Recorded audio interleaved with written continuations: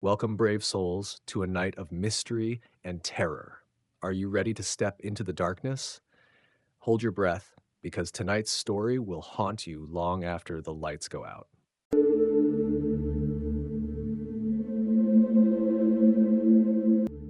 Luke sucks at soccer, I have to admit it.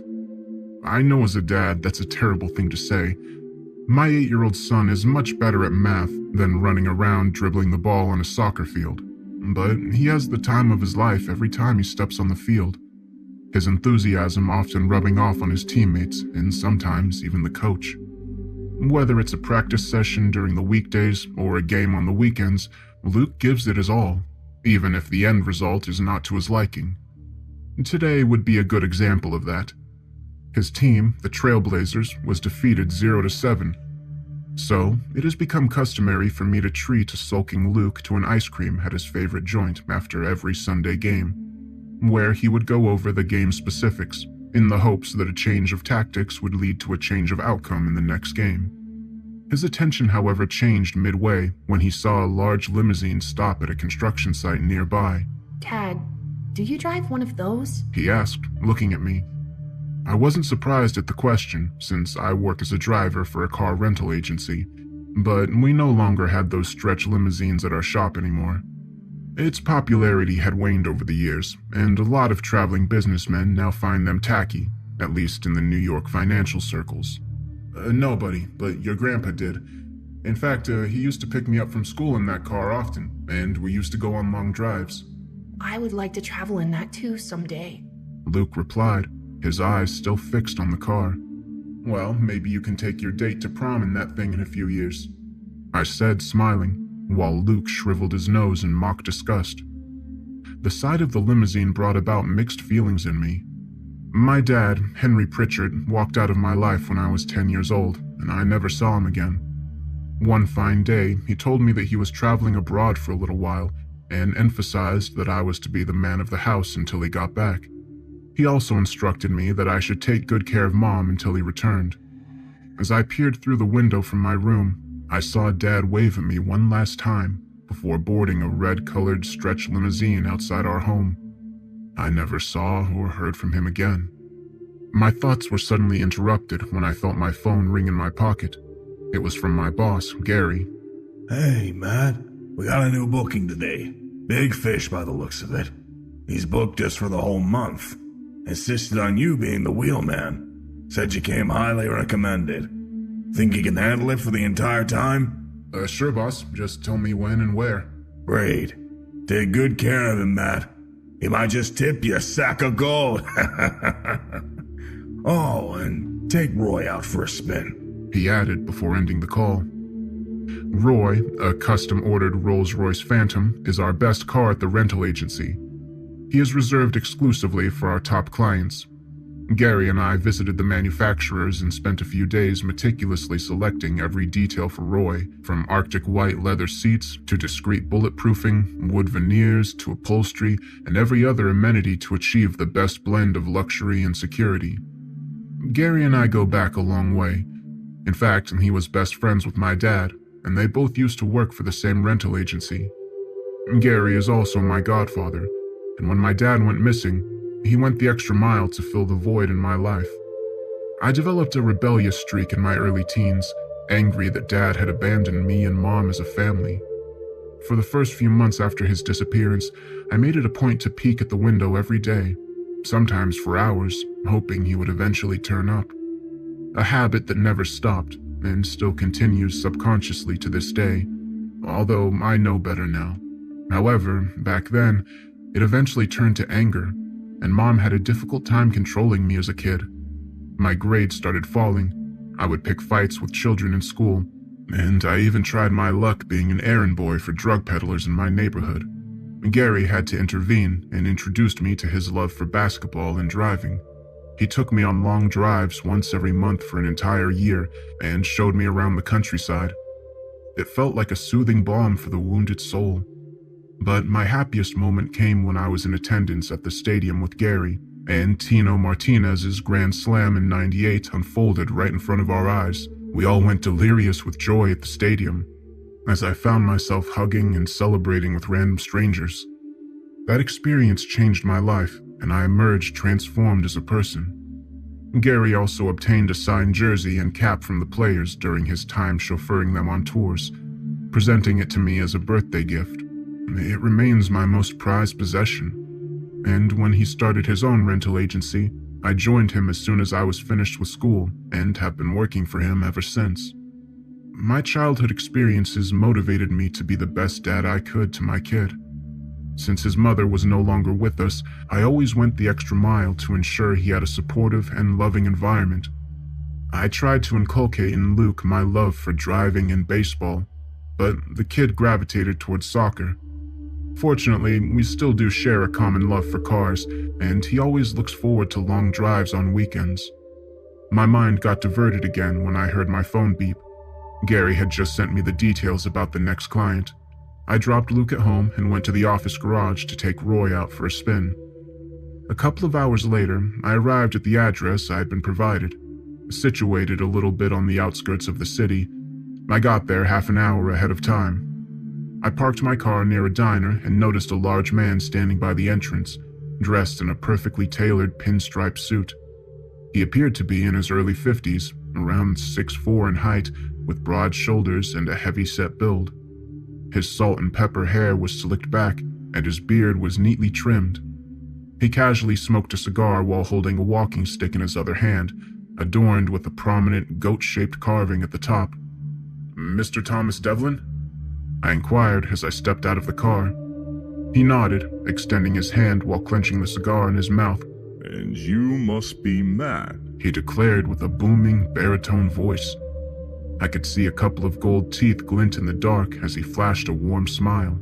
Yes, sir. I'm Matt Pritchard, your chauffeur for the evening. I hope I haven't kept you waiting," I inquired, feeling a tinge of embarrassment, despite being ahead of schedule. "No, young man. I usually like to stretch my legs and enjoy a cigar after a fine meal," he said, pointing to the diner behind him. Mr. Devlin looked a peculiar sight in this neighborhood, especially with the diner in the backdrop. Everything about him screamed money, so it did make me wonder why someone of his affluence would choose to visit this place at this hour. But I could also sense an undeniable toughness in him, the kind of man who wouldn't hesitate to get down and dirty if the need arose. A few minutes later, Mr. Devlin suggested we hit the road, and I promptly opened the car door, allowing him to ease into the back seat. When I took my position behind the wheel, he handed me a gold card, which was the size of a normal government ID, but much thicker. It had a red trident symbol embossed on both ends. As I looked at it, confused, he told me to simply place it on the GPS screen. I did as I was told, and the navigation system immediately sprang to life, displaying a new set of coordinates. Mr. Devlin realized my lingering confusion as I continued to stare at the card that was stuck to the screen. "Probably a hidden chip embedded in that thing," he joked from the back seat, his teeth glinting as I looked in the rearview mirror. I quickly nodded in acknowledgement and began driving. As we navigated through the city, Mr. Devlin shared that he was based out of Chicago and was currently in the city for a new business venture. He was not much of a conversationalist, but instead showed more interest in my life, inquiring about my job and family. It struck me as somewhat unusual for a businessman of his nature to delve into a chauffeur's experiences. He particularly relished the humorous stories I recounted revolving Luke, often breaking into a smile.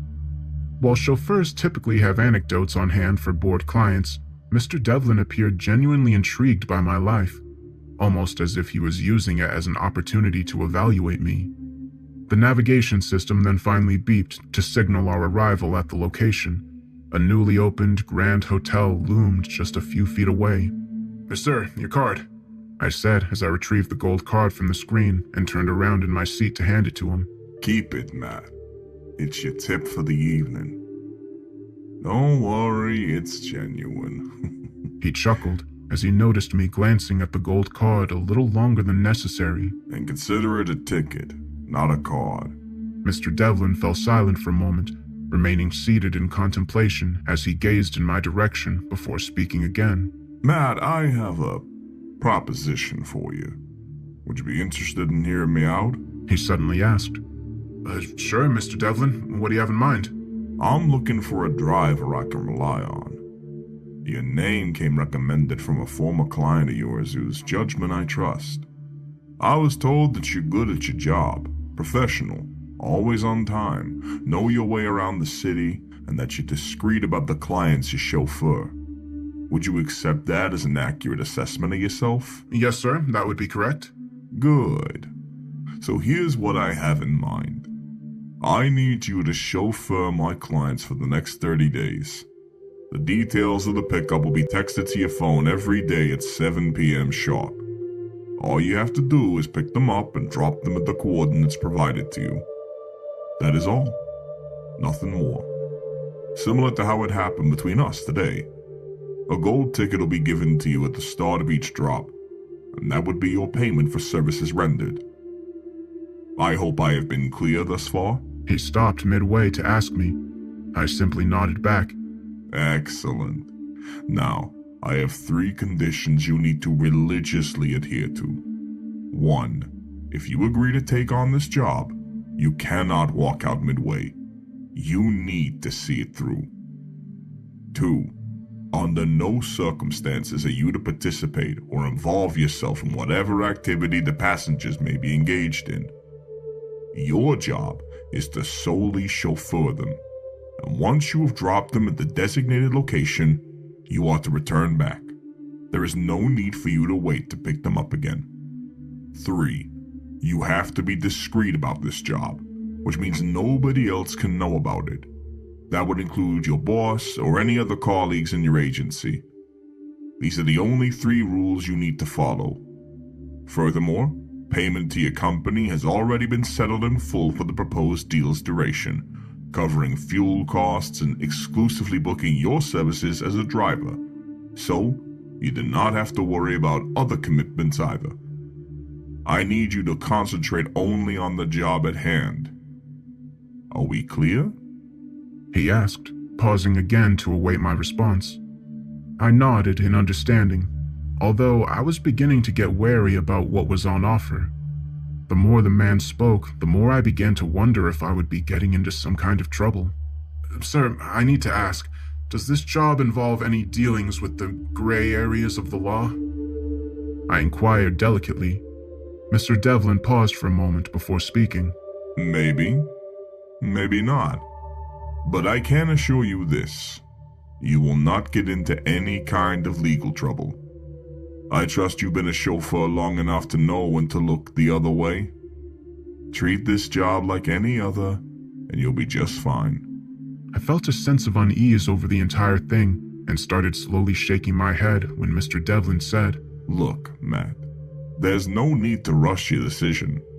If your answer is no, just keep it to yourself for now, and you can simply text me a decision tomorrow. My suggestion to you is to take the night to mull things over. It's good, easy money you can make in a month. You could probably use it to buy something nice for your kid. However, there is no pressure from my side. Your employer will not receive bad feedback from me if you choose to reject this offer. So, I'll leave it entirely up to you. I nodded back at him, smiling, and grateful that he was open and direct with me. All right then, I guess it's time to get back on my feet, he said as he prepared to get out. I quickly got out of the vehicle to open the door for him. Mr. Devlin shook my hand and started his walk to the hotel. I saw him slowly climb the stairs and enter through the doors of the newly built Trident Regency Hotel. The following day, just like I was told, I received a text on my phone at 7 p.m. sharp. It gave the location of the pickup and also reminded me to be on time. I sat down and looked at the gold ticket that was lying on my bedside table. Picking it up, I examined it closely, feeling its weight in my hand as I patted it on my palm. It would certainly be worth a considerable chunk of money, especially if I was to come into possession of another 30 of them. Plus, the elegantly embossed ruby-encrusted trident on both sides of the card was only going to add to its value. On one hand, I had a bad feeling about this, knowing full well the client from last night could be involved in a questionable line of work. but I also saw this as an opportunity to make some quick money. It's only a month-long gig, requiring a few hours of driving each day. I could easily be making 2 or 3 times my annual salary within that time frame, maybe even more once I get to know exactly how much these cards are worth. I mean, how bad could it really get? I asked myself when I really thought about it. I might be required to drive people to an illegal gambling joint or take a VIP client to his favorite hooker in the middle of the night. No one is going to hire a premium car service to indulge in petty crime, I reasoned. My eyes then shifted toward my son Luke, who was immersed in his studies. He was busy tackling a new math problem, and that made me break into a smile. He was probably the only kid in the world who liked the idea of homework. Give him a few books that pique his interest, and he'll need to be constantly reminded to eat. Maybe I could sell the tickets and deposit the proceeds in a bank, leave it untouched for a few years, letting it slowly collect interest over time, and when Luke gets older, the money could come in handy to pay for college, I thought. The more I contemplated, the more I wanted to take on this job. So I replied back, saying that I would be there. I got ready and dressed and was out the door in 20 minutes. Before leaving, I reached out to my regular babysitter, Jennifer, who lives with her family on the same floor of the apartment just next to ours. She is very fond of Luke and agrees to keep an eye on him whenever I am away for work. I got in my car and instructed little Roy to be on his best behavior for the night. Starting the car, I rolled out of my apartment building towards my pickup spot. Upon reaching the venue, my attention was immediately drawn to a man dressed like a clown, carrying a duffel bag slung across his shoulder. When our eyes met, I realized that he was my fare for the night, the designated passenger I was meant to pick up. The clown opened the door and sat in the back seat. He reached into his jacket and handed me his ticket. I could see his knuckles were bruised, giving me the impression he was involved in some kind of brawl recently. Great start, Matt, I thought to myself. I received the ticket from him and placed it on the GPS screen, and it immediately started relaying a new set of coordinates. The odd thing with this new arrangement is that it doesn't reveal the destination beforehand. Instead, all you get are directions for the next 150 feet ahead of you. The blue line on the screen updates only as much as the movement your car makes while driving. I thought the whole thing was a little bizarre, but the ticket was doing its magic, dangling itself like a carrot in front of me every time I tried to wrestle with reason. I quickly glanced at the rearview mirror to take a look at my passenger. He looked tired and worn out, and was resting his head on the headrest. Despite the heavy makeup, his face bore visible wounds. Even by clown standards, I thought the outfit was unusual and weird. Instead of the rainbow-colored wig, he was wearing a wavy white one, reminiscent of those barristers in British courts. There was also a neckband jutting out from his outfit that people usually associate with lawyers. What was this guy up to? I thought to myself, as the clown simply rested in the back seat of the car, whistling softly while tapping his fingers rhythmically on the duffel bag like he was getting ready to put on a show. A couple of minutes later, the system beeped abruptly to signal the arrival at a certain Rosa pharmacy, which was located on the opposite side of the road. The clown thanked me for the ride and stepped out of the car. He stretched for a moment and then opened his duffel bag to remove a bugle. He dug his right hand into his pocket to retrieve a knuckle buster and put it on. The oncoming traffic suddenly came to a standstill to make way for the clown as he crossed the road, playing his bugle and twirling his arm raised in the air. The commuters cursed him as they passed by, but he remained unfazed and continued moving forward. The clown then rolled his hand into a fist and pointed it at the guy working behind the counter in the pharmacy. The employee just stared back from the storefront window. His face had gone white, and he immediately bent down to probably reach for a gun. But the clown was prepared and suddenly took off into a sprint. He threw away the bugle and rushed into the pharmacy, catching the customers inside by surprise. The employee by this time had retrieved a shotgun, but only just barely, as the clown caught him by the collar of his shirt and banged his head against the counter. He then dragged the hapless employee to his side of the shop and yanked the shotgun away from his grasp. The clown aimed the shotgun in the air and fired it once, suggesting to the customers that they would be wise to flee. He then aimed the weapon directly at the employee's face as he waited for the people to run. I could see him speaking something animatedly to the employee, but I was too far away to pick up any of it. Once the people had cleared out, he emptied the shotgun and threw it behind the counter. The clown then picked up the employee and started repeatedly punching him in the face. I watched in both horror and amazement as he caught hold of the guy's shirt and started pushing him forcefully. They both rammed themselves into the storefront window, shattering it and spilling onto the pavement. The clown swiftly rose to his feet and began pummeling the employee again, who lay sprawled on the sidewalk. Each time he raised his brass knuckle-fitted hand into the air, he looked skyward, as if inquiring with the gods above, "Are you happy? Is this enough?" before delivering another blow, and he kept repeating it again and again. The cars on the road just sped past him, momentarily blocking my view of the event from unfolding, reminiscent of a flickering tube light illuminating a dark space in momentary bursts. And when the clown's fist did make contact, it was like a streak of lightning determinately hitting its intended target. I watched the whole thing completely transfixed, unable to move, mind, or muscle.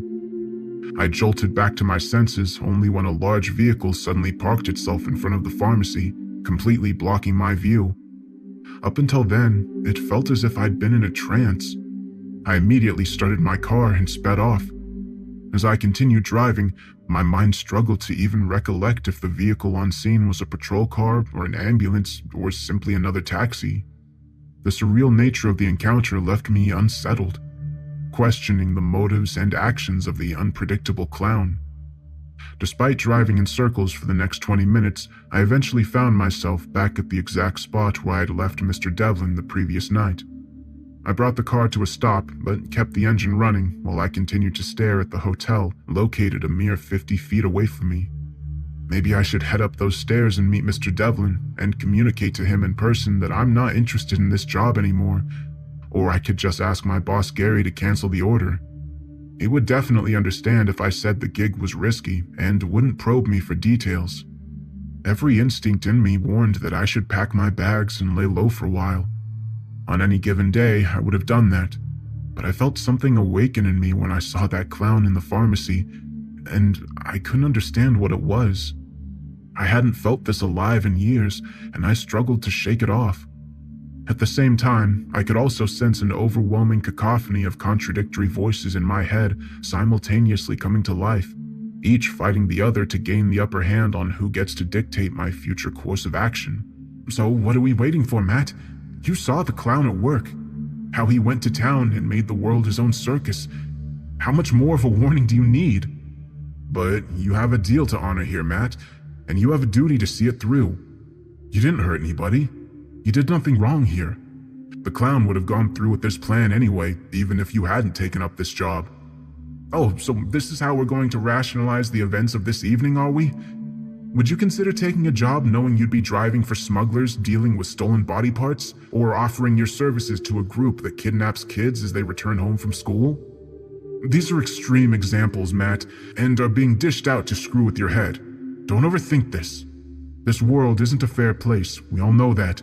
Sometimes we gotta make the best use of the opportunities that come our way. Remember, you have a kid you need to take care of. You have seen how smart Luke is. He could be a doctor or an engineer someday. How else are you going to arrange the money for his college tuition? You swore to yourself the day you held Luke in your arms for the first time, you would be present in his life and not abandon him like your father did to you. Wow, this is low even for you, Matt. To drag your father and kid into a mess of your own making? Did you ever stop to consider that you could land yourself in prison over this? If day one could be this dramatic, what do you think will follow in the days to come? Are you planning on becoming Father of the Year from behind bars while your kid grows up in foster care? Do you think the little bookworm can survive the bullying from kids twice his size? Why don't you just admit it, Matt? That you liked what you saw back there, and that somewhere deep within you, there was a flaw in your moral character. I shut down the car and closed my eyes, resting my forehead on the steering wheel, trying to desperately filter out all the noise. I took deep, long breaths as I tried to steady my mind. A little while later, I leaned back in my seat and attempted to think things through again from scratch. One night, just one more night, I said to myself, and if things don't change for the better, we're calling it quits no matter what. I finally decided a few minutes later. I started the car again and raced for home to get ready for the next day. When the clock struck 7 the following day, I was already sitting in my car and started the vehicle to head to the location. While approaching the pickup point, I spotted a solitary, tall figure near a bus stop in the distance. Upon getting closer, I discovered that my passenger for the night was none other than Batman. As I stopped my car and looked across the window, I saw the man's cape fluttering gracefully in the wind, casting a dramatic silhouette against the backdrop of the city skyline. Batman then opened the door and sat in the back seat of my car. Gotham City?" I asked, looking into the rearview mirror and offering half a smile. I knew my feeble attempt at humor was not going to cut it with him, but I needed to assess the new customer, if I was to somehow try and prevent a repeat of last night. "Someone's getting real comfortable," Batman growled back with a scowl while handing me the golden ticket he held in his hand. He then leaned back and looked at the road ahead in silence. I placed the card on the navigation system and started driving, deciding to remain quiet for the remainder of the journey.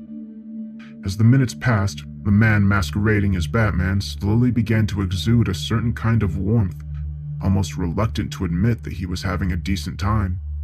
A wry smile even appeared on his face as he relaxed to the rhythm of New York's evening traffic, silently observing people go about their daily lives.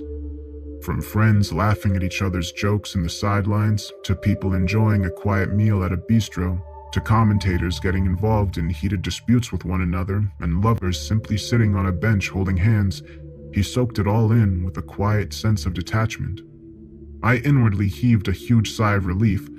Hopefully, Batman won't just suddenly barge out of the car mid-traffic, chasing after gangsters in a deserted alley.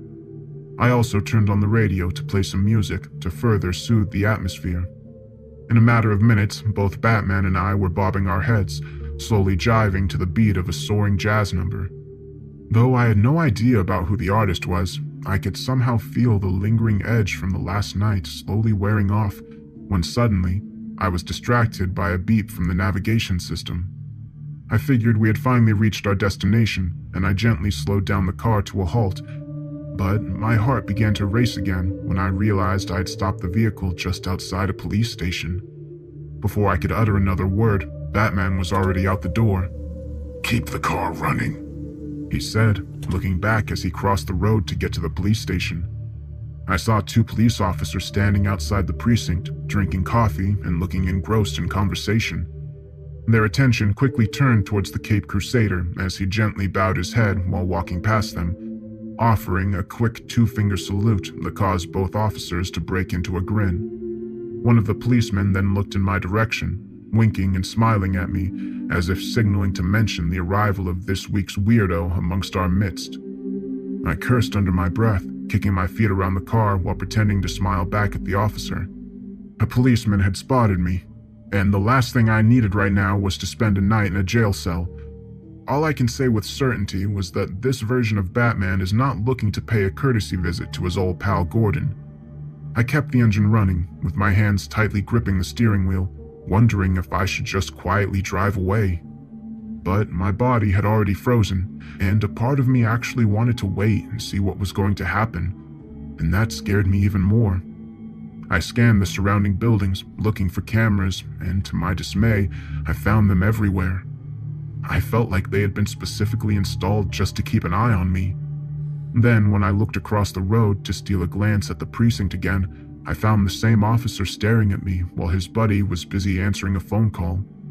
He had a curious look on his face, as if he was trying to connect the dots to a possible problem. I suddenly felt a pit form in my stomach when I heard loud noises emanate from the police building behind him. The screams of people echoed through the air as unknown objects crashed and shattered to the floor. The officer briefly glanced back before fixing his gaze on my panic-stricken face. Finally connecting the dots, he pointed his hand at me, looked me in the eye, and sternly yelled, "Stay." Soon after, gunshots also echoed from within the precinct. Both officers swiftly drew their weapons and charged toward the police building, guns pointed forward.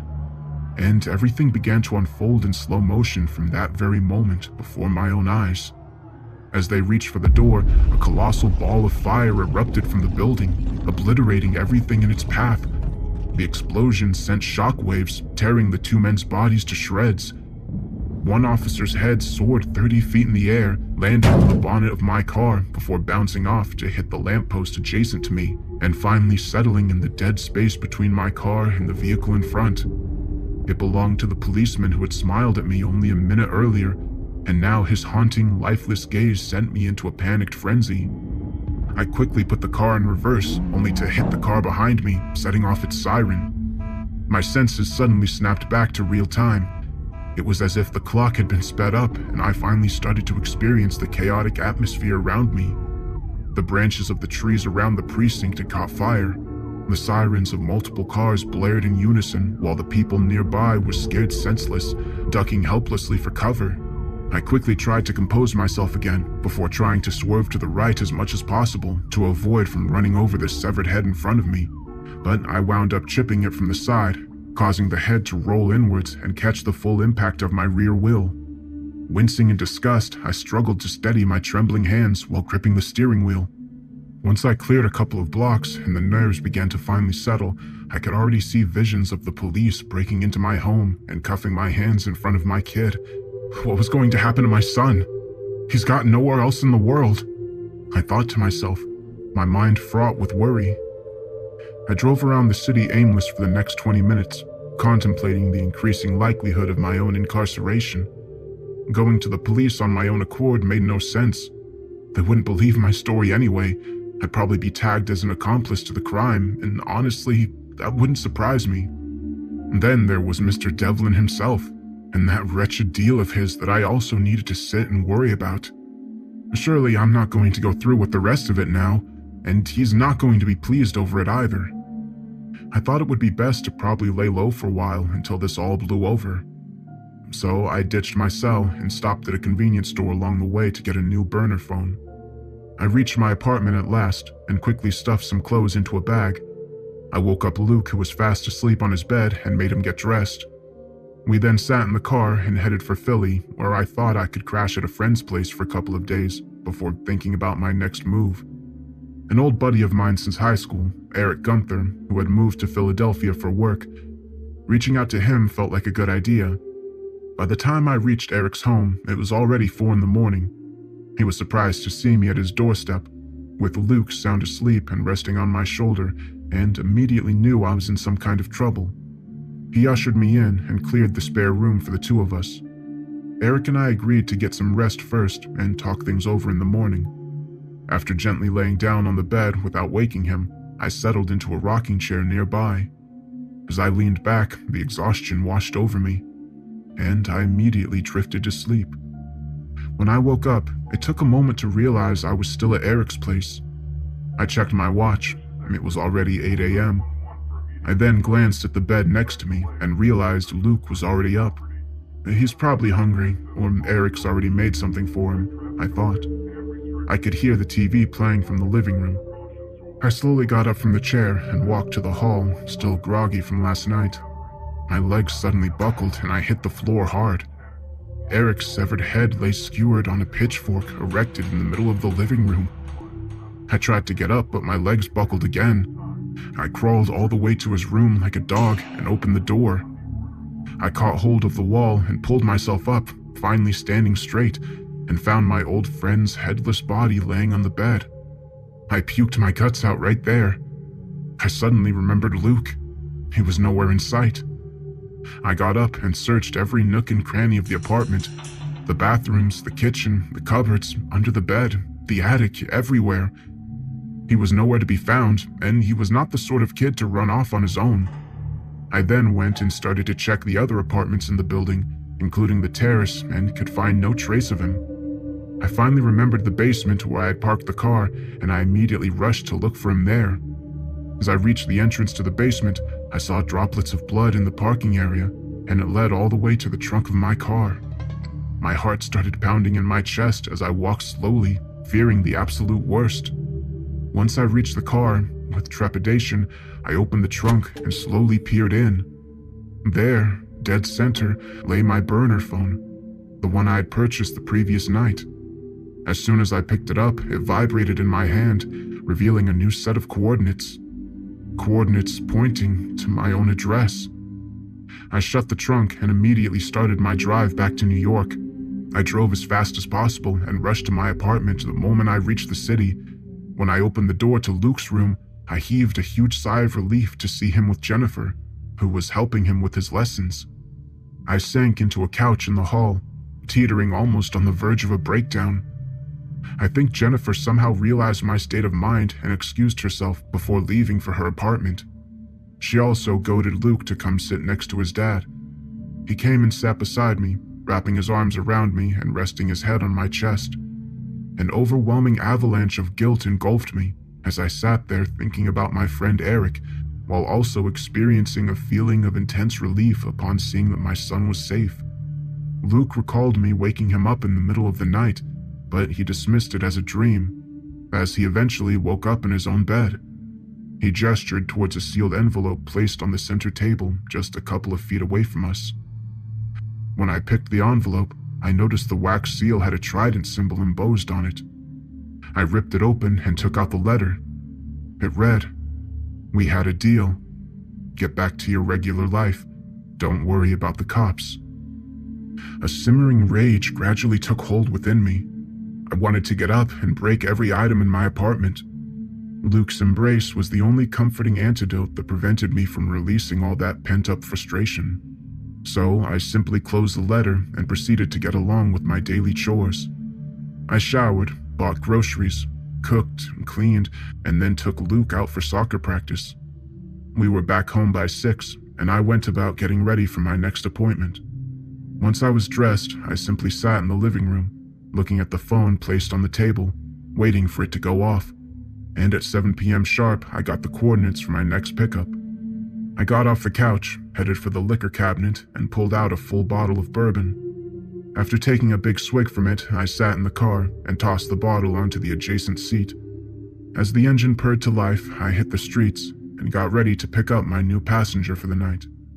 The person I was supposed to ride with for tonight turned out to be Gandhi. When I arrived at the designated spot, I saw him dressed in a traditional loincloth with a shawl wrapped around his torso. Gandhi placed his walking stick on his lap after settling into his seat and remained nonchalant as he observed me taking another swig of bourbon. I pressed the gas pedal as soon as he closed the door and started driving towards the drop point. When I eventually slowed the car down at a stoplight, I saw a patrol car parked along the sidewalk. Their presence immediately reminded me of the sealed envelope. I then lowered my window and hollered at the officers seated inside the car, and they waved back in acknowledgement.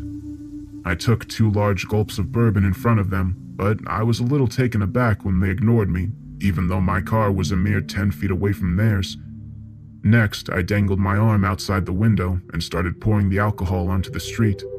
When even that was ignored, I banged the bottle against the door of the car, continuing to empty its contents onto the road as I kept staring at the cops with a smile on my face.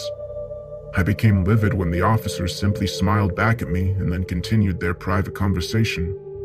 In a fit of anger, I got out of the car and threw the bottle at their vehicle, where it hit the bonnet and shattered to the ground, finally grabbing their complete attention. However, I stood there in stunned silence when I saw the cops searching for the culprit in every possible direction except mine, while I was standing a mere 3 feet away from them.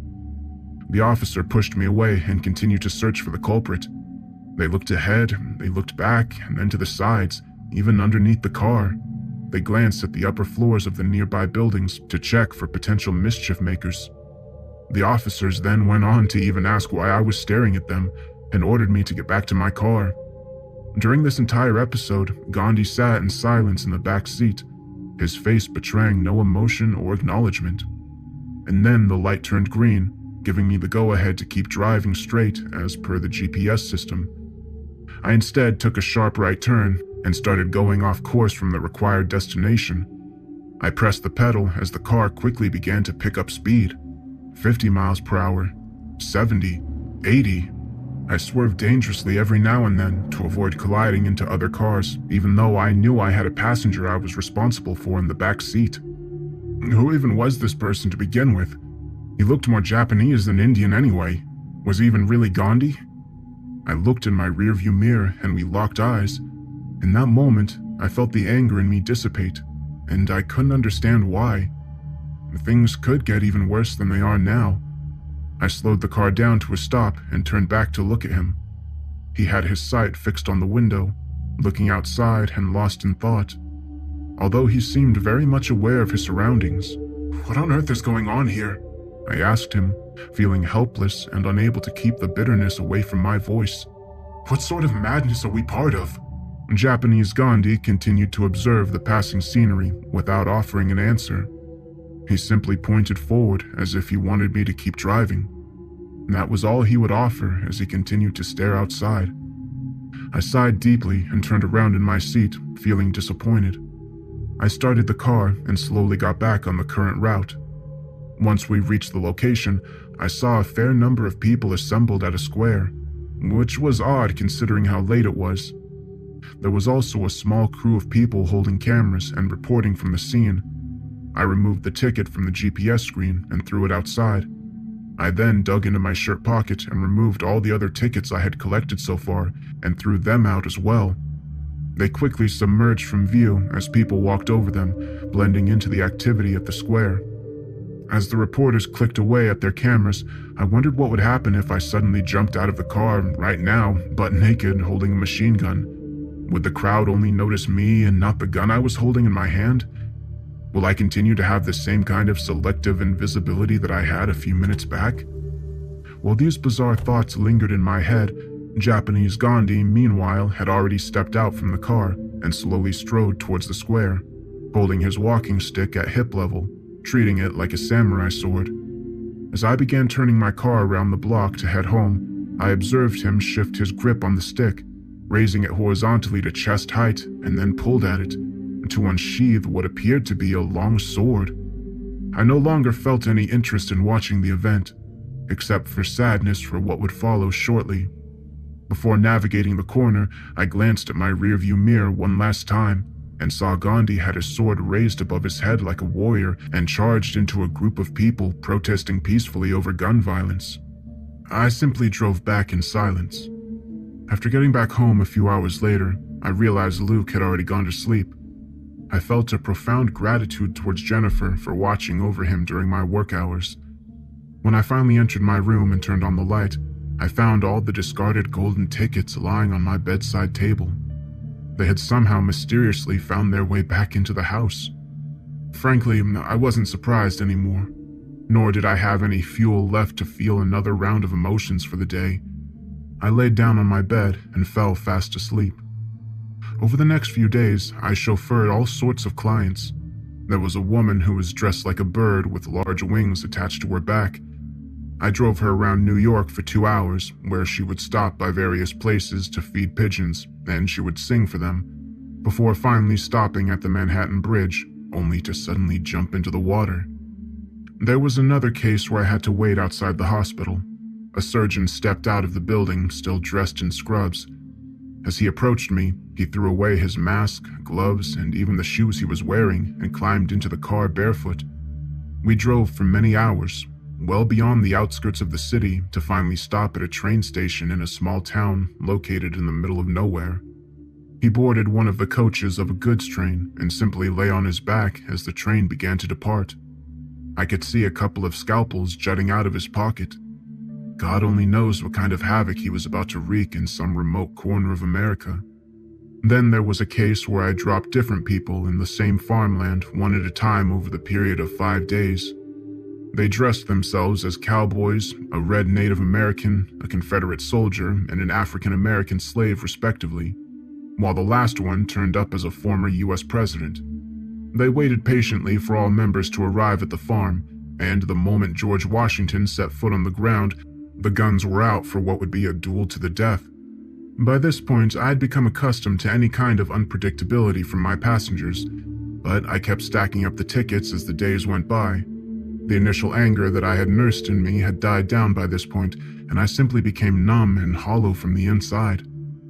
All I could think of was to get through this ordeal and get back to my regular life. I still hoped that would be a possibility for me.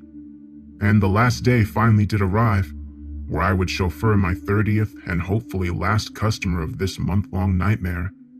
I was already sitting in my car with my eyes closed, holding a phone, and it buzzed as usual at 7 p.m. Once I figured out my new destination, I started the car and braced myself for a final ride, wondering what was in store. When I reached the Guggenheim Museum, I could see a small crowd of people returning from a party. The attendees, a mix of men and women spanning various ages, were impeccably dressed in fashionable attire, and I wondered how I would be able to find my passenger for the night.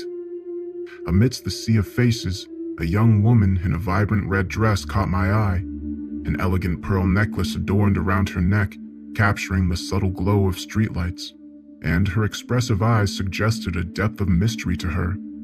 Her artfully arranged hair added to the overall allure, and a ring on her finger, likely a ruby, added a touch of opulence to her already captivating presence. I started the car and slowly drove to the point where she was standing.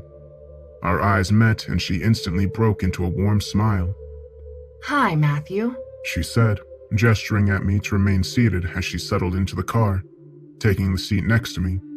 She retrieved a gold ticket, placed it on the screen, and leaned back while launching into a smile again as she looked at me. I gazed straight ahead and started to drive without acknowledging her. The last thing I need right now is to be hoodwinked by a sultry siren, I thought. Fine. She said, remaining unfazed by my stoic response as she began fixing her makeup. We have a long night ahead of us anyway. You can take your time to get to know me if you want. My name is Pamela. You can call me Pam, when you become increasingly fond of me. I ignored her comment and drove in silence for the next 20 minutes. But my heart slowly started to flutter again when I became increasingly familiar with the route I was on. I realized we were driving straight back to Mr. Devlin's hotel. As the navigation system beeped, I brought the car to a stop, and the new Trident Regency came into view, located just a few meters away. When she saw the look of confusion on my face, Pamela quickly responded. You are my date for tonight, Matthew. Didn't you know? She asked with an air of innocence. No, Miss Pamela, that can't be right. I'm only a chauffeur. This was my last job on the day, I said, a little lost for words as I tried to process the unexpected turn of events. Pamela flashed a mischievous smile and casually continued. Well, Matt, then let's make your last day a memorable one, shall we? Now get going. We can't be late, she said, looking into a compact mirror while adjusting her hair, even as I sat still in my seat. Come on, Matt. Go and check your trunk, she said, a sense of urgency in her tone. I approached my trunk, uncertain of what awaited me. Upon opening it, I discovered a new tuxedo, neatly folded in packing paper. Reluctantly, I tried it on, and to my surprise, found it to be a perfect fit, even earning a nod of approval from Pamela herself. She quickly leaned in closer to fix my hair at the sides, and then wrapped her arm around mine, causing me to flinch slightly. What is it, Maddie? Haven't you ever felt a woman's touch before? She asked, looking me in the eyes, mischief apparent in her voice. Well, she's not entirely wrong. I haven't been with another woman since Luke's mother died at childbirth. Life got in the way, I guess. But I hardly doubt unsatiated lust as a factor is at play here, when compared to all the events that transpired over the last month. Observing me getting lost in my thoughts, Pamela gently nudged me in the ribs. Hey, don't space out on me, Matt. We are going to have fun tonight. I promise. Oh, I don't doubt that, I said, nodding in acknowledgement. Excellent, she replied excitedly, as the two of us climbed the stairs to enter through the doors of the Trident Residency. This was my first time setting foot inside the place, and my initial impression was a dominance of the color red. My eyes immediately darted towards a sharp-looking Trident logo on the reception wall, while the expansive lobby boasted gleaming red Italian marbles, creating an atmosphere of sophistication and old-world charm. Pamela directed me towards the elevator, where a peculiar-looking figure was already waiting. He sported a hat and a large trench coat, his face concealed by a mask and black goggles. He was standing with a file neatly tucked under his arm. Once the elevator door opened, we all stepped inside. The display panel revealed that the building had around 50 floors in total. Floors 40 and above were restricted to the general public. Pamela utilized her ruby ring as a key, inserting it into a slot next to the display, and pressed 44. The masked man pressed 41, repeating the process with his own ring. More and more people entered the elevator as it ascended, bringing us all closer together. However, the higher it went, the quicker people vacated it, finally leaving only the three of us as we now entered the restricted zone. The man with the mask stood just inches from me. When his floor arrived, he stepped out, turned toward me and Pamela, and bowed once more before heading off again. My attention, though, was more focused on the narrow corridor I saw in front of me. It was filled with hundreds of people dressed just like him, their faces covered, with all of them holding onto a file. They were seated in a row of chairs that stretched farther than the eye could see. Before I knew it, the elevator door closed again. Who are these people? What on earth is this place? I began to ask myself. When the doors opened again, I was looking at a large hall with hundreds of people seated at tables busy playing cards. Pamela seized my arm, leading us into the hall, where the manager promptly escorted us to a pair of vacant seats at a table. Where are we? What's going on? I asked Pamela, bewildered by the situation. We're going to play a round of poker, Matt. But I don't have any money. We don't use money here, Matt. And that was when I grasped it for the first time, noticing the gold tickets neatly stacked at every table. But I don't have mine with me. Don't be silly, Matt. What do you think that is? Pamela asked, smiling and pointing to my right. To my utter shock, my stash of gold tickets had magically appeared out of nowhere and was resting on the table in front of me. I could already feel my head spinning, with beads of sweat forming on my forehead, even as we sat in the air-conditioned room. When I pulled out my pocket square from the tuxedo, a small slip of paper fell onto my lap. I picked it up and opened it. The message read, "Don't spend the tickets." The note also caught Pamela's attention as she grabbed it from my hand, and I saw her eyes widening in surprise as well. Before she could utter another word, I abruptly stood up from my seat and dashed towards the hall entrance. Once inside the elevator, I started pressing the buttons for the lower floors and realized the ring was needed for activation.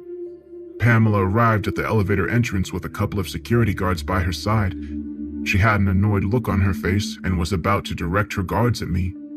Just then, I noticed a button lighting up on the display marked D, the topmost floor of the building. Pamela noticed this too from the display on the outside. As the doors sealed shut, I caught a curious smile on her face, prompting her to signal her guards to stand down, while a shiver ran down my spine, leaving that as my last image of her. When the elevator reached the final floor, a cold gust of air welcomed me from a dimly lit corridor. Small pots of fire lined either side, barely allowing me to see more than 10 feet ahead. Stepping cautiously onto the corridor, the pots automatically began to ignite as I slowly moved, illuminating the path before me. Then the temperature began to rapidly change as I continued to walk ahead. The chill I felt at the beginning was now replaced by a hot breeze, and I could already feel the back of my shirt sticking to my skin. Finally, I stood before a grand entrance, its massive doors adorned with ominous-looking goat carvings. The doors then suddenly opened on their own, and I took a deep breath before deciding to step inside. I felt an unsettling aura envelop me as soon as I set foot inside. Fires raged against the walls as they ebbed and flowed in a rhythmic fashion, lending the place an unnatural crimson glow. At the center of the chamber, I saw Mr. Devlin sitting on a large throne, his tail gracefully mimicking the dance of the flames around him. Above the throne, a pentagram symbol with a goat's head embedded within it hung ominously. Mr. Devlin looked very different from the last time I'd seen him. The heavy-set frame within the salt and pepper hair was gone. Instead, the one sitting in front of me looked like the devil himself.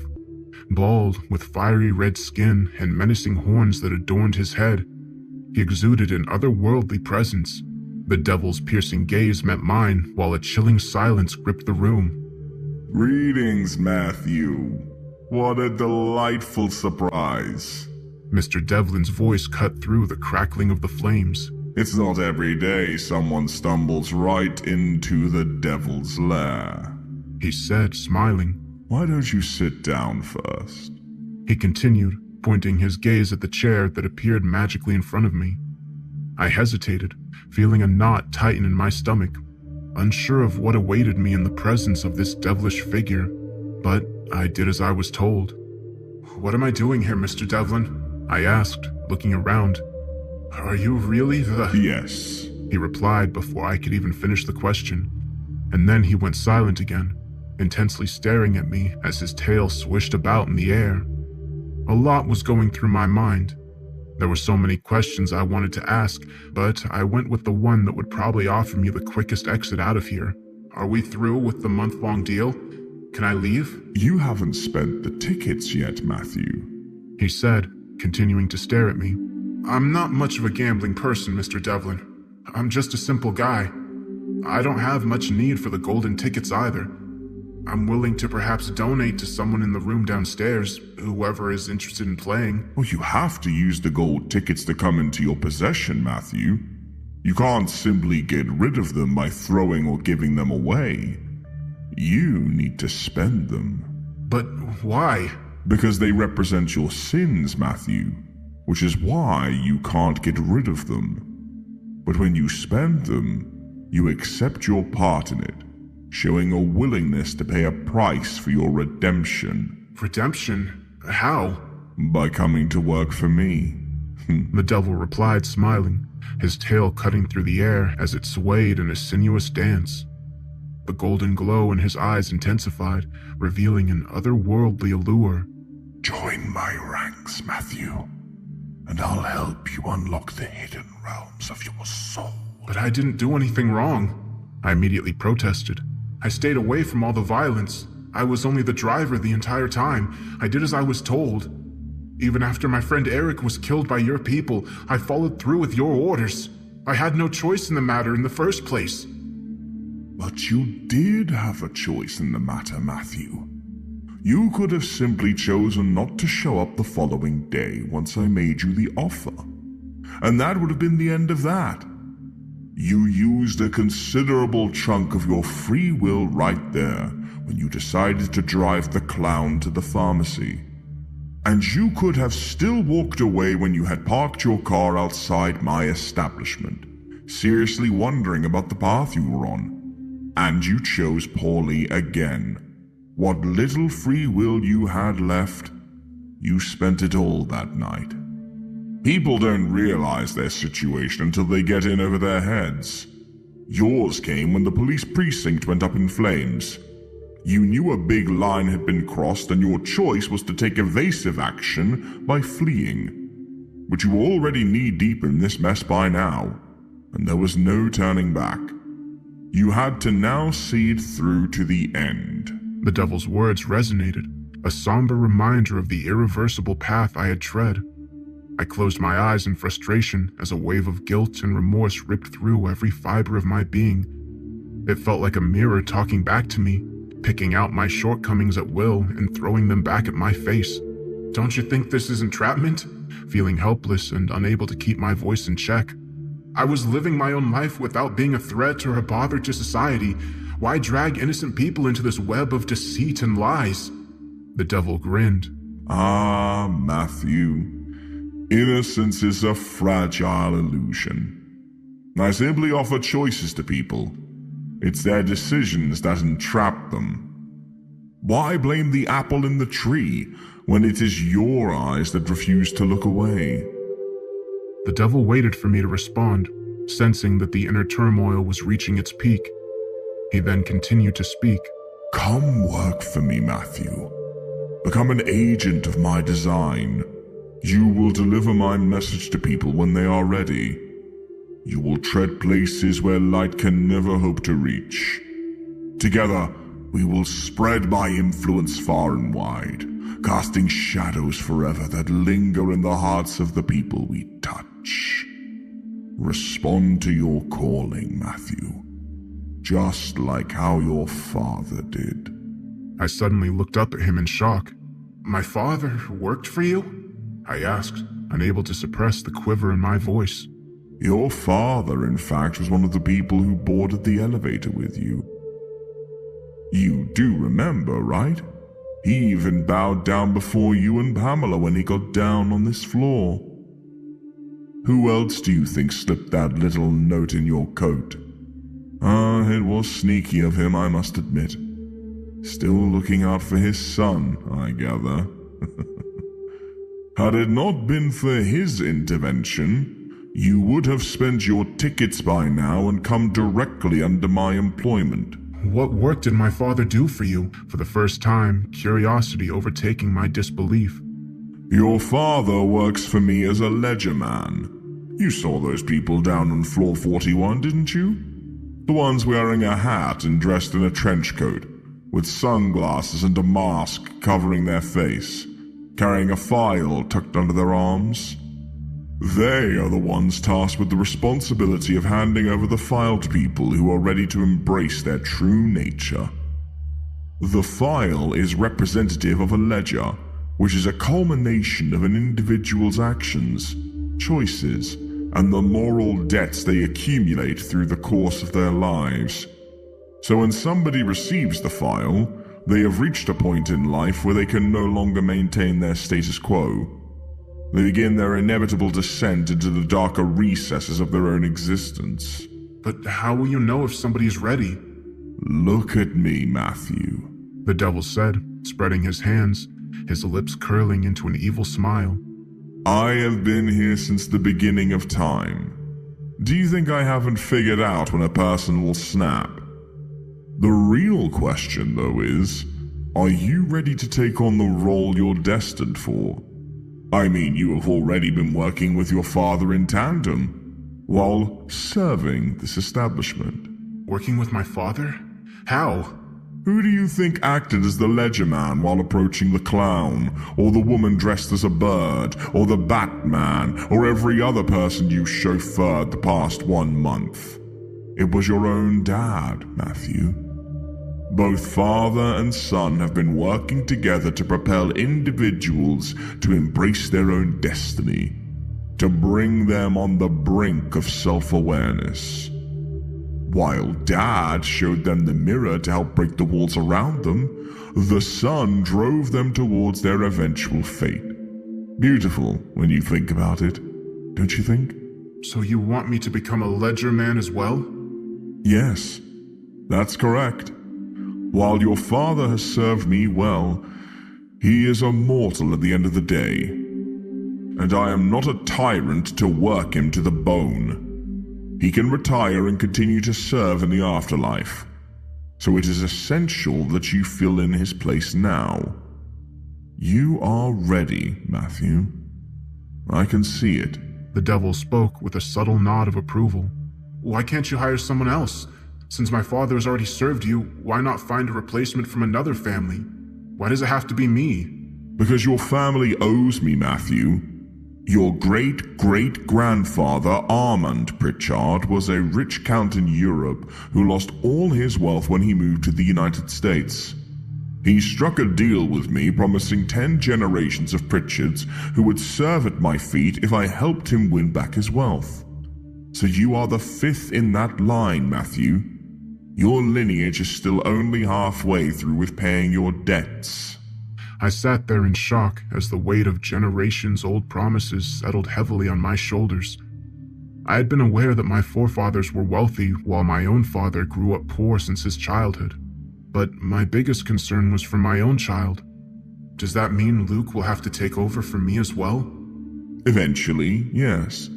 And so will his child, and later his child's child, and so on, until the debt is paid in full. The devil affirmed, sealing the fate of generations to come. No. I began in anguish, my voice breaking under the weight of the revelation. This can't be happening. It's not right to hold an entire lineage hostage to a promise made by someone centuries ago. I can't let my son too be part of this. Well, your ancestors certainly didn't mind the money that came their way until they squandered it all over again, a second time. You can't make a deal and then renege on it. There must be a way out of this, I kept thinking to myself. The thought of passing this burden on to my son simply filled me with dread. For the first time in my life, I began to appreciate the choices my father was confronted with and the sacrifices he had made to honor his obligations. but my mind was only trying to conjure solutions to evade the same fate. Perhaps I could flee with Luke whenever I got the chance and seek refuge in a religious place like a church which could shield us from the devil's influence. While I furiously mulled the future course of action in silence, the devil resumed speaking again. Matthew, you do realize that you are free to leave, right? As long as you don't spend the tickets, I will not touch you. But do remember this. Every little plan you are hatching in your mind right now has already been tried before by others. So if you feel you need some more time to figure this out, go ahead. But do keep in mind there will always come a time where you will eventually lay your hands on that ticket yourself. You can run and hide wherever you wish, but the tickets will continue to hang around your neck like an albatross. Maybe you can find refuge in another place by running away, but everybody there will eventually come to know you own something of value, and that will put a permanent target on your back. Or maybe in the future, there's an accident to you or Luke, and you finally decide to pawn the ticket because you urgently need money for surgery. Or maybe Luke develops a drug problem and decides to use the ticket to fund his habit. I could go on, but you get the gist. For better or worse, due to your dad's intervention, you are sitting here right now in a position to negotiate your fate. Why not try and make the best of it? I cannot abandon my child, not when I find he is destined to eventually end up like me. I have a duty to protect his freedom, even if that means fighting a losing battle, I said, crestfallen, but with my voice resolute and filled with conviction. The devil regarded me with subtle amusement, silently gauging both my determination and the inner turmoil I grappled with. In that silent moment of acknowledgement, it became evident that the devil fully comprehended the challenges I was prepared to face for the well-being of my child. Okay, Matthew. Maybe there is an alternative to this impasse. But I'm afraid you're not going to like it. I am prepared to do whatever it takes to ensure my child has a shot at a normal life, even if it means giving my own. The devil's horn suddenly turned red hot, as he let out a wave of laughter that echoed through the entire chamber. Meanwhile, the flames licking the walls behind him surged in intensity. A sudden ring of fire ignited around my legs, spreading rapidly to my feet and crawling up my body. I screamed in agonizing pain while the devil continued to laugh in the distance, and then I saw the fire consume me whole as my body went up in flames. I suddenly opened my eyes and realized I was sprawled on the couch in the living room of my own apartment. As I wiped the beads of sweat from my forehead, I noticed that I was still dressed in last night's tuxedo. So the whole thing was obviously not a dream. But I still couldn't remember how I got back home.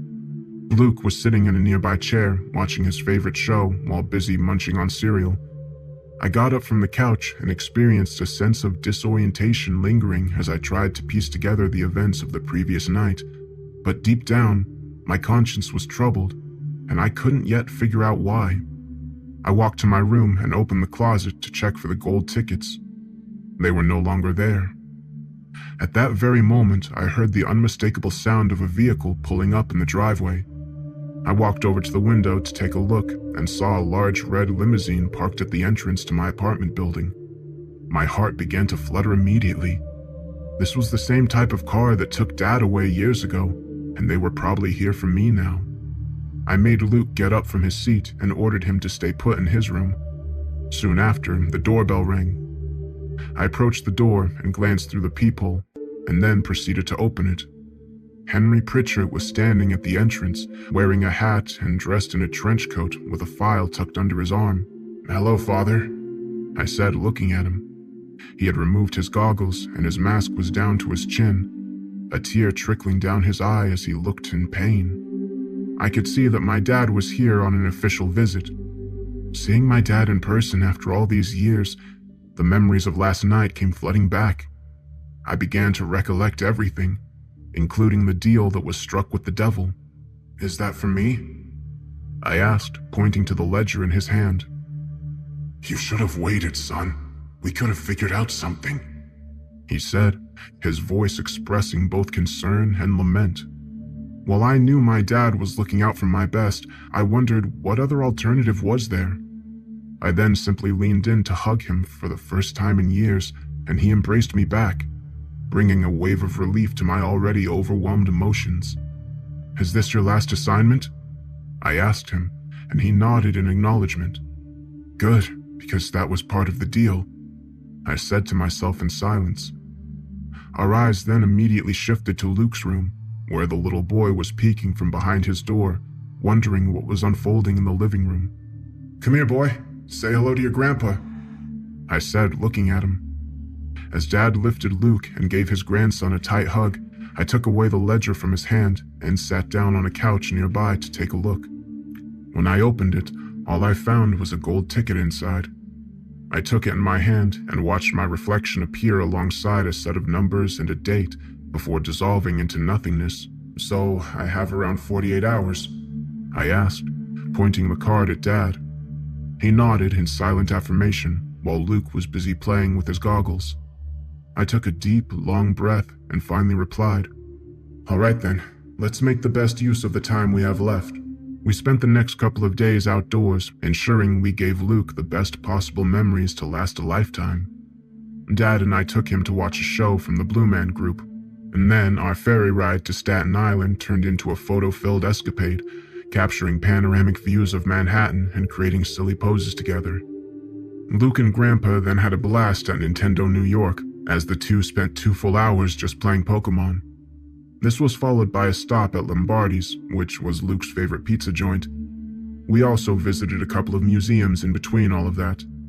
By the time we returned back home, everybody was dead tired, and Luke had already fallen asleep, but I was happy to see my son warm up to his grandpa. The two had already managed to build a bond. The night before I was to leave, I found it easier to explain to Luke that I would be traveling to Europe for work, assuring him it would only be a month. "Grandpa will take care of you till I get back," I reassured him. When the day arrived, we spent the morning playing board games while ordering in. I also had a private chat with Dad regarding Luke, how to manage him in my absence. I explained to him how I had coped during the difficult periods in my childhood, hoping that it would give him some insight on how to handle Luke if he started to act out. Dad was particularly upset about the path I had chosen, but there was nothing he could do to change it now. The two of us had a few shots of whiskey to take away the edge, and that did provide some relief. It was my first adult moment with Dad, but that's a memory to keep. The three of us then left for Luke's soccer practice in the evening, as Dad and I sat in the stands watching him train. A BMW car arrived at the venue, catching my immediate attention. I hugged Dad one last time, and he had a hard time letting go of me. I called out to Luke, informing him that I was headed for the airport, and waved goodbye. He rushed toward me, gave me a big hug before running back to his field to resume training. I picked up my shoulder bag and headed towards the waiting car. The driver was around my age, and I could deduce that this was not his first trip, so he definitely did have an inkling of what to expect. I could sense the same emotion in him that I had experienced when I took the job. I simply gave him my gold card, and he placed it on the screen and started driving. I looked at Luke and Dad one last time before the driver turned the corner and hit the main road. Sitting in the back seat, my mind began to recollect the conversation I had with the devil. The details of that encounter played in my head like a haunting melody. The conversation towards the end was perhaps the most haunting of all, when the devil started to make clear the expectations he had of me if I wanted to relieve my family of the generational burden. That part played itself over and over again in my head hundreds of times over the last couple days. The car began to slow down as it reached the destination. Before leaving, I locked eyes with the driver and uttered, "Best of luck." A look of surprise flashed in his eyes, his demeanor swiftly softening as he realized someone understood the weight he carried. I could see that he had 100 questions he wanted to ask me, but I was already out the door with my bag hung over my shoulder and made my way into the building. As I climbed the stairs, I removed my jacket and cap from the bag and put it on. I could hear the devil utter those final words again and again. Okay, Matthew. Maybe there is an alternative to this impasse. but I'm afraid you're not going to like it. I am prepared to do whatever it takes to ensure my child has a shot at a normal life, even if it means giving my own. You are ready to give your life to save your son, but are you ready to kill for him? Yes, I had said with reluctance. The more heinous the crime, the better protected your family will be from coming under my employment. I reached the office of my boss, Gary Mahikis, and opened the door to find him busy on the phone. His face immediately lit up when he saw me dressed in the autographed baseball jersey and cap he had gifted me for my birthday as a youngster. I waited for him to finish speaking. Did you and Luke catch a game today? The more heinous the crime, the better protected your family will be from coming under my employment. What are you talking about, Matt? I repeated the exact words the devil had told me during our meeting. While he still didn't understand, I saw my godfather's face turn pale when he noticed me removing a kitchen knife from my jacket and locking the door behind me. A few years later, Luke Pritchard entered the hospital with his 10-year-old son, Sam. He was holding a bouquet of flowers he wanted to give to a patient. When he reached the patient's room, he knocked on the door before entering. Please come in, a voice said from within the room. An old man was lying on the bed with both his legs heavily bandaged. He had been involved in an accident while trying to save Sam, who was looking to cross the road without paying attention. The patient managed to save Sam in the nick of time, but got hit by a motorcyclist, resulting in fractures in both his legs. "Hello, Mr. Devlin. How are you doing today?" Luke asked as he entered the room with Sam by his side. Much better, Luke. Thank you, he said while receiving the flowers from him. Mr. Devlin then looked at the boy and smiled. How are you doing, young man? Fine, sir. I'm very sorry about what happened to you, sir, Sam said with his face down, looking very remorseful. Forget it, my child. I'm just relieved you are all right. Luke had been visiting Mr. Devlin every day for the last week since the accident happened. The two men had grown close during their visits, opening up to each other about the challenges in their own personal lives. This was the first time Luke brought Sam along with him so that he could apologize in person. Mr. Devlin looked at Sam. So what are you wearing, my child? Are you a baseball fan? Chip off the old block, huh? He asked Luke, pointing at Sam's jersey. Actually, he is taken after his grandfather. He was a big baseball fan, Luke replied. Interesting. Is he the one you said is currently serving a life sentence in prison? Yes, Mr. Devlin, Luke replied with a trace of sadness in his voice. They eventually changed the subject and went on to talk about other things for the next half hour. When Luke finally got up to leave, he asked, Mr. Devlin, would it be okay for you if the three of us took a picture together? I would like to send a copy of it to my dad. I think he would love to see a picture of the man who saved his grandkid. Of course, Luke. I would absolutely love that. Thomas Devlin replied, breaking into a smile.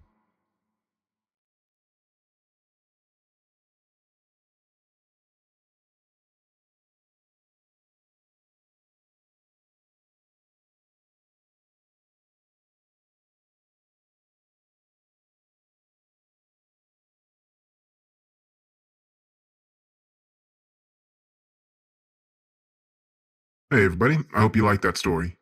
This one was a little more on the strange side, and I like that in stories sometimes. This is one of those stories that for me didn't make a lot of sense until closer to the ending, but I think that the devil's just like lying to him, and pretty much next to everything he said is a lie. I don't really know why necessarily I get that impression, but it seemed to me what's happening is perhaps the family tree stuff is true, like at some point, his family became indebted to the devil. But I think the rest of it, he's just kind of making up and messing with people. It feels like that's why all those people were doing those things, because they were being messed with too. Maybe their families also owed the devil, and so he's just using their descendants to go and do horrible things, like obviously having him kill Gary, and then him going to prison for it. Or in the beginning, that guy dressed up as a clown when he was hitting that guy. It seemed like he didn't want to do that, like he was kind of being forced to. And maybe, he's just like, hey, go dress up as Batman and bomb this police station. And then at the end, he's basically just lying to the character anyway, because he said all that stuff and made all those promises, but then it was really just to get him to kill somebody so he would go to prison. And then he's going to send him a picture of him hanging out with his son. It's dirty. The devil's doing him dirty. That's rough. But yeah, I thought it was pretty interesting. And so for the next video on Monday, I'm going out of town over the weekend, so I'm not 100% sure if there will be a video ready for Monday. We'll see. I'll let you all know on the community page if it's going to be delayed. But yeah, what do you got going on this weekend? You doing anything fun? I'll be in the comments like I normally am. I hope you liked the video. If you want to help out the channel with the algorithm, you can like and subscribe if you aren't and stuff like that. But yeah, I hope you all have a great weekend.